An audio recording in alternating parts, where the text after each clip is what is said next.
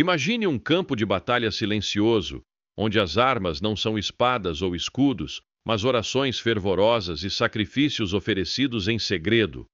Um lugar onde anjos e demônios travam uma luta invisível pela alma humana. E cada decisão que tomamos, cada oração, cada renúncia, pode determinar o rumo dessa guerra. Esta não é uma história de ficção, mas a realidade da vida espiritual. Uma realidade que muitos ignoram, mas que está mais próxima de nós do que imaginamos. Exorcistas, em suas experiências, observam que muitas pessoas sofrem ataques espirituais porque falham em manter uma vida de oração regular. A vida espiritual não é para os fracos de coração, é para aqueles que estão dispostos a renunciar ao conforto, a enfrentar suas fraquezas e a confiar plenamente em Deus. Como diz a primeira carta de São Pedro: sede sóbrios e vigilantes. O diabo, vosso adversário, anda em derredor, como leão que ruge procurando alguém para devorar. Mas não tema, pois, como afirma a primeira carta de São João: maior é aquele que está em vós do que aquele que está no mundo. Prepare-se. Este texto não é apenas para ser lido, mas para ser vivido. Cada palavra é um chamado à ação, um convite para que você se torne um soldado de Cristo, pronto para lutar com oração, sacrifício e discernimento. A guerra espiritual já começou. 1. A batalha invisível e a necessidade da oração disciplinada. A vida espiritual não é um caminho de comodidade, mas sim uma batalha constante contra inimigos invisíveis que buscam nos afastar de Deus. Como bem nos alerta a Escritura Sagrada, nossa luta não é contra carne e sangue, mas contra os principados, contra as potestades, contra os príncipes das trevas deste mundo, contra as hostes espirituais da maldade nos lugares celestiais. Efésios, capítulo 6, versículo 12. Esse versículo revela que, além dos desafios materiais e emocionais, enfrentamos também oposição espiritual. O inimigo utiliza estratégias sutis para desviar-nos do caminho da santidade e nos enfraquecer espiritualmente. Diante dessa realidade, a oração surge como nossa arma mais poderosa. Não se trata apenas de um momento de diálogo com Deus, mas também de um escudo protetor contra as investidas do mal. No entanto, para que a oração seja eficaz, é necessário que ela seja constante e disciplinada. Assim como um soldado que não se prepara jamais estará apto para o combate, um cristão que negligencia sua vida de oração se torna vulnerável aos ataques do inimigo. O exorcista, em sua experiência, observa que muitas pessoas sofrem ataques espirituais porque falham em manter uma vida de oração regular. A indisciplina espiritual, a falta de autonegação e a distração com os afazeres mundanos criam brechas pelas quais o inimigo pode atuar. Como nos adverte a palavra de Deus, o diabo, vosso adversário, anda em derredor, bramando como leão, buscando a quem possa tragar. Primeira carta de Pedro, capítulo 5, versículo 8. Quando a oração não é uma prioridade, a alma se enfraquece e se torna alvo fácil das ciladas do maligno. A oração disciplinada, por outro lado, fortalece a alma, ilumina a mente e reveste o fiel com a armadura de Deus. Como Jesus ensinou aos seus discípulos: vigiai e orai, para que não entreis em tentação. O espírito, na verdade, está pronto, mas a carne é fraca. Evangelho de Mateus, capítulo 26, versículo 41. O próprio Cristo, sendo Deus encarnado, dedicava tempo à oração, muitas vezes retirando-se para lugares solitários, a fim de conversar com o Pai Celestial. Se o Filho de Deus necessitava desse tempo de oração, quanto mais nós que somos frágeis e pecadores. No contexto da batalha espiritual, a oração também age como um farol que dissipa as trevas. O inimigo teme aqueles que oram com fé e constância, pois a oração os conecta à fonte de toda a luz e poder, Deus. Quando um cristão desenvolve o hábito da oração disciplinada, Ele se torna mais sensível à voz do Espírito Santo, adquirindo discernimento para identificar e rejeitar as armadilhas do mal. Além disso, a oração disciplinada contribui para a transformação interior. Muitos cristãos enfrentam dificuldades em sua caminhada espiritual porque não perseveram na oração. Começam com entusiasmo, mas logo desanimam diante das primeiras dificuldades. No entanto, como ensina Santo Agostinho, a oração é a chave do céu. Quando oramos com perseverança, mesmo sem sentir nada de especial, nossa alma está sendo moldada, e Deus age em nós de maneiras que nem sempre conseguimos perceber imediatamente. Outra dimensão essencial da oração disciplinada é sua relação com a humildade e a dependência de Deus. O orgulho leva muitas pessoas a acreditarem que podem vencer suas batalhas sozinhas, sem precisar de oração ou da graça divina. Contudo, Jesus nos ensina: sem mim nada podeis fazer. Evangelho de João, capítulo 15, versículo 5. A oração nos lembra de nossa condição de criaturas e de nossa total dependência do Criador. Quando oramos, reconhecemos nossa fraqueza e abrimos espaço para que Deus opere em nossa vida com sua força e poder. O exorcista também destaca a importância da oração comunitária. Embora a oração pessoal seja essencial, rezar em comunhão com outros fiéis potencializa seus efeitos espirituais. A própria Escritura nos ensina: se 2 de vós concordarem na terra acerca de qualquer coisa que pedirem, isso lhes será concedido por meu Pai, que está nos céus. Evangelho de Mateus, capítulo 18, versículo 19. A oração comunitária cria uma barreira de proteção espiritual contra os ataques do inimigo, fortalecendo a fé e a unidade entre os cristãos. Por fim, a oração disciplinada é um testemunho de fé. O mundo moderno, com suas distrações constantes e ritmo acelerado, dificulta a manutenção de uma vida de oração. No entanto, aquele que persevera na oração demonstra que coloca Deus em primeiro lugar. Seu compromisso com a oração torna-se um exemplo para os outros, inspirando mais pessoas a buscar uma relação mais profunda com Deus. Diante dessa batalha invisível, é imprescindível que tomemos posse da nossa arma mais poderosa, a oração. Com disciplina e perseverança, fortalecemos nossa alma, resistimos ao mal e nos aproximamos do Deus que nos chama a uma vida de santidade. Revesti-vos de toda a armadura de Deus, para que possais estar firmes contra as ciladas do diabo. Efésios, capítulo 6, versículo 11. Assim, avancemos com coragem, confiantes de que, por meio da oração, Deus nos concede vitória sobre todas as forças do mal. 2. O sacrifício como arma contra o mal. A oração disciplinada, como vimos no bloco anterior, é a primeira linha de defesa na batalha espiritual. No entanto, a guerra contra as forças das trevas exige mais do que palavras.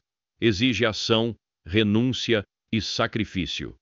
O sacrifício é a arma que corta as amarras que nos prendem ao mundo e nos abre as graças divinas. Ele é o antídoto contra o pecado que nos afasta de Deus e nos torna vulneráveis ao inimigo. Como diz o Salmo: um coração quebrantado e humilhado, ó Deus, não desprezarás. Salmo 51, versículo 17. O sacrifício quebra o orgulho, purifica a alma e nos prepara para receber a luz de Deus. O exorcista, em sua experiência, revela que os demônios temem aqueles que vivem em constante renúncia. Eles sabem que o sacrifício é a antítese do pecado.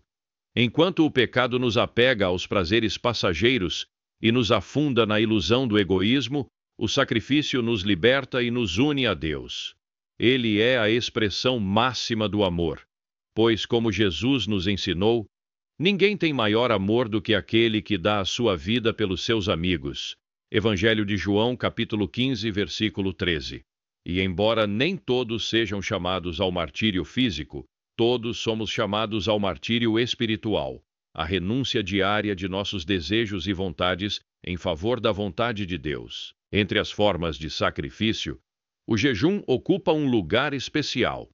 Não se trata apenas de abster-se de alimentos, mas de uma renúncia que fortalece o espírito e enfraquece o domínio da carne sobre a alma.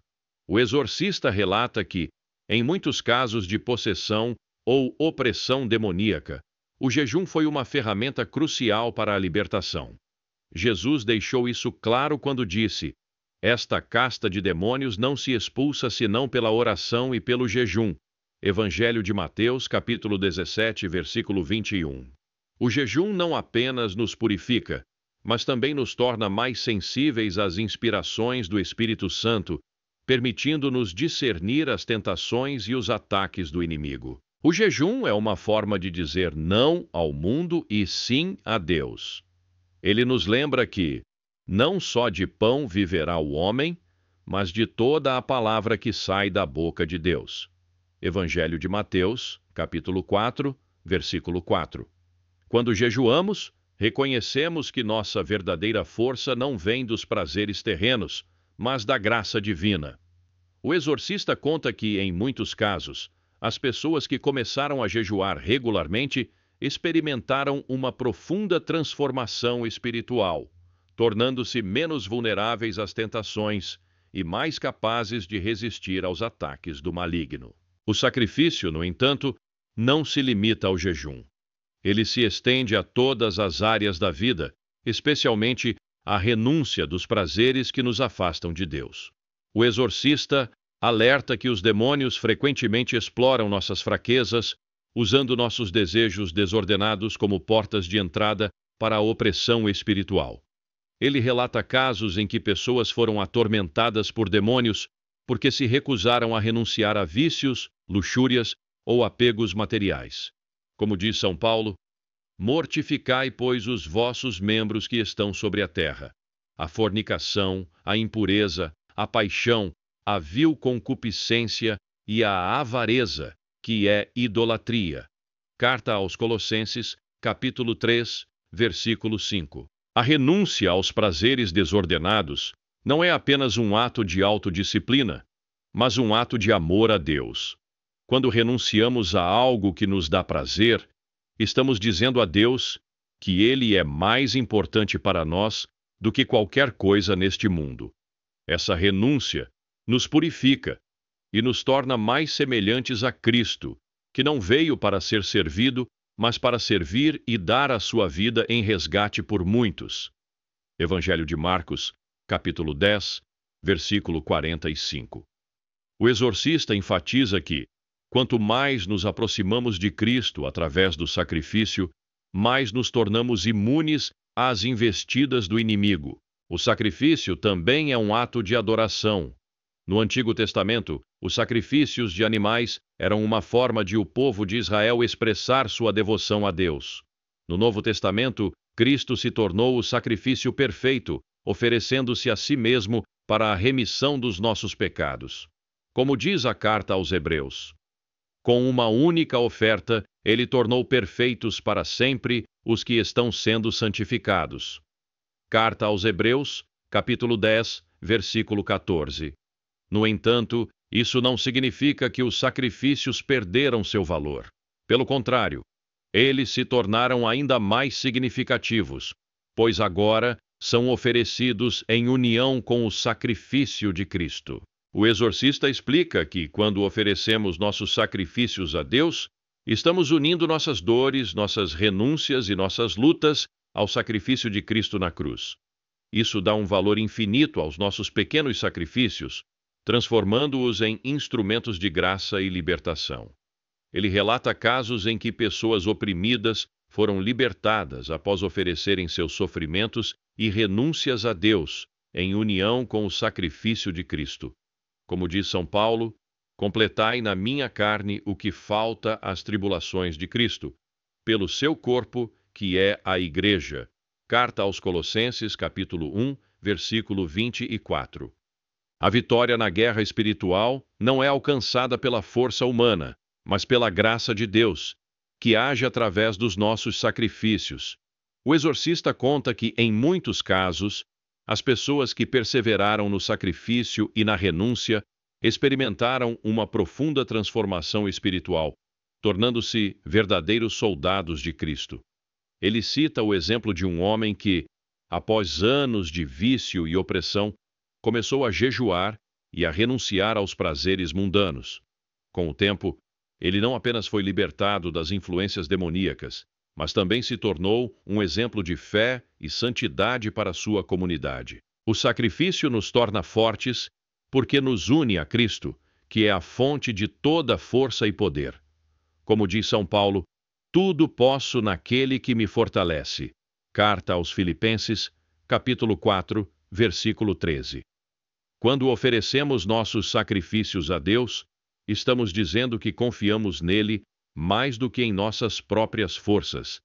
Essa confiança é o que nos permite enfrentar as forças das trevas sem medo, sabendo que maior é aquele que está em vós do que aquele que está no mundo. Primeira carta de João, capítulo 4, versículo 4. O caminho do sacrifício é o caminho da cruz. Ele não é fácil, mas é o único caminho que leva à verdadeira liberdade e à vitória sobre o mal. Como Jesus nos ensinou, se alguém quer vir após mim, negue-se a si mesmo, tome a sua cruz e siga-me. Evangelho de Mateus, capítulo 16, versículo 24. O exorcista conclui que, sem sacrifício, não há crescimento espiritual, não há libertação e não há vitória. Portanto, revistamo-nos da armadura de Deus, tomemos nossa cruz e avancemos com fé, certos de que, em Cristo, já somos mais que vencedores. 3. A sensibilidade às graças e o discernimento espiritual. O sacrifício, como abordado no bloco anterior, é uma arma poderosa na batalha espiritual. Ele fortalece a vontade, purifica o coração e nos une mais profundamente a Deus. Contudo, além do sacrifício e da oração disciplinada, outro elemento essencial na luta contra o mal é o discernimento espiritual. À medida que avançamos na vida espiritual, desenvolvemos uma sensibilidade especial às graças de Deus. No entanto, essa jornada também atrai a atenção do inimigo, que procura desviar-nos do caminho da santidade por meio de distrações, tentações e até mesmo falsas consolações. O discernimento espiritual se torna, assim, uma necessidade vital para reconhecer o que vem de Deus e o que é armadilha do maligno. O apóstolo Paulo nos adverte sobre a importância do discernimento ao dizer: examinai tudo, retende o bem. Primeira carta aos Tessalonicenses, capítulo 5, versículo 21. Isso significa que nem tudo o que se apresenta como bom ou positivo realmente nos aproxima de Deus. Muitas vezes o inimigo se disfarça de anjo de luz para enganar os fiéis. Segunda carta aos Coríntios, capítulo 11, versículo 14. Ele pode usar situações aparentemente inocentes, como o cuidado excessivo com os afazeres diários, o zelo desordenado pelo trabalho ou até mesmo as relações familiares, para afastar-nos da oração e da intimidade com Deus. O exorcista observa que muitas pessoas possuídas ou oprimidas espiritualmente passaram por um período de negligência espiritual antes de se tornarem vítimas dos ataques demoníacos. Pequenos desvios, como a falta de oração, a desatenção às inspirações divinas e a indiferença à voz de Deus, podem se transformar em portas abertas para a ação do maligno. Quando o cristão não cultiva uma vida de intimidade com Deus, perde a capacidade de distinguir o que é verdadeiramente bom do que é uma ilusão enganosa. Para desenvolver o discernimento espiritual, a oração e a meditação na palavra de Deus são fundamentais. O salmista declara: lâmpada para os meus pés é a tua palavra, e luz para o meu caminho. Salmo 119, versículo 105. Quem se alimenta diariamente das Escrituras se torna mais atento à voz do Senhor e menos suscetível aos enganos do maligno. Além da Sagrada Escritura, o exorcista destaca a importância da direção espiritual. Muitos santos, como Santo Inácio de Loyola e Santa Teresa de Ávila, recomendavam que os fiéis buscassem acompanhamento espiritual para evitar os perigos das falsas consolações. O inimigo pode enganar uma pessoa isolada, mas tem mais dificuldade em desorientar aquele que busca conselho em um diretor espiritual experiente. Outro ponto essencial é a fidelidade às graças recebidas. Deus nos concede inspirações, pequenas moções interiores que nos orientam para o bem. O problema é que muitas vezes ignoramos essas moções e seguimos nossa própria vontade. O exorcista relata casos em que pessoas perderam a proteção divina justamente porque foram negligentes com as graças que Deus lhes oferecia. A Escritura nos ensina: a quem muito foi dado, muito será pedido, e a quem muito se confiou, mais ainda será exigido. Evangelho segundo Lucas, capítulo 12, versículo 48. Um dos sinais da verdadeira graça divina é a paz interior. O apóstolo Paulo escreve: "E a paz de Deus, que excede todo o entendimento, guardará os vossos corações e os vossos sentimentos em Cristo Jesus." Carta aos Filipenses, capítulo 4, versículo 7. Quando algo vem de Deus, traz consigo uma paz profunda, mesmo em meio às dificuldades. Já as moções do inimigo geram inquietação, ansiedade e confusão. Por isso, um coração pacificado pela oração tem mais facilidade para discernir a vontade de Deus. Por fim, o discernimento espiritual é um dom que deve ser pedido a Deus.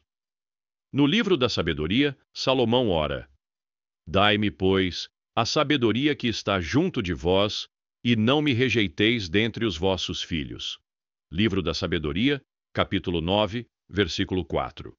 O próprio Jesus nos garante que Deus concede liberalmente os dons do Espírito Santo àqueles que pedem com fé.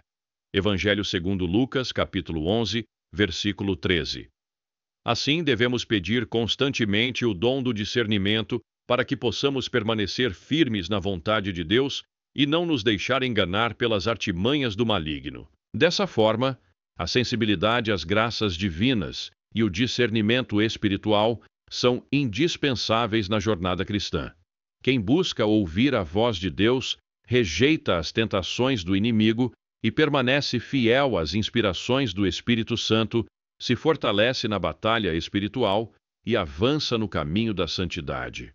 Como nos ensina o apóstolo Paulo: "Portanto, tomai toda a armadura de Deus, para que possais resistir no dia mau e, havendo feito tudo, ficar firmes." Carta aos Efésios, capítulo 6, versículo 13. 4. A vitória em Cristo e o papel dos santos. No bloco anterior, refletimos sobre a importância da sensibilidade às graças de Deus e do discernimento espiritual para reconhecer o que vem do Senhor e o que é artimanha do inimigo. Aquele que caminha na vida espiritual com oração, sacrifício e discernimento está melhor preparado para enfrentar as ciladas do maligno. No entanto, é fundamental lembrar que a vitória na batalha espiritual não depende exclusivamente de nossos esforços. É pela graça de Deus que somos fortalecidos, e em Cristo já somos mais do que vencedores. O apóstolo Paulo nos ensina: "Em todas estas coisas somos mais do que vencedores, por aquele que nos amou." Carta aos Romanos, capítulo 8, versículo 37. A vitória do cristão não está baseada em sua própria força, mas na força de Deus. Por isso, ele também exorta: "Revesti-vos de toda a armadura de Deus, para que possais estar firmes contra as astutas ciladas do diabo." Carta aos Efésios, capítulo 6, versículo 11. A luta espiritual é real, mas Cristo já venceu o inimigo por meio de sua paixão, morte e ressurreição. Ao nos unirmos a ele, participamos de sua vitória. Outro elemento essencial na batalha espiritual é o papel da Santíssima Virgem Maria e dos santos. No livro do Apocalipse, lemos: "E apareceu um grande sinal no céu, uma mulher vestida do sol, tendo a lua debaixo dos seus pés e uma coroa de 12 estrelas sobre a sua cabeça." Livro do Apocalipse, capítulo 12, versículo 1. Esta passagem é tradicionalmente interpretada como uma referência à Virgem Maria, a Mãe de Deus, que tem um papel fundamental na luta contra o mal. Mais adiante, a mesma Escritura afirma que ela esmagará a cabeça da serpente. Livro do Gênesis, capítulo 3, versículo 15. O exorcista testemunha que a invocação de Maria em momentos de opressão demoníaca é extremamente eficaz. Muitos relataram que, ao chamarem por Nossa Senhora, as forças malignas se dissiparam. Isso ocorre porque ela é a mulher eleita por Deus para ser a mãe do Redentor, e sua intercessão tem grande poder diante do Senhor. O rosário, em particular, é uma arma espiritual poderosa. O Papa São Pio V declarou que a oração do rosário teve um papel crucial na história da Igreja, protegendo os cristãos em momentos difíceis. Os santos anjos também desempenham um papel fundamental na batalha espiritual. O salmista proclama: "O anjo do Senhor acampa-se ao redor dos que o temem e os livra." Salmo 34, versículo 7.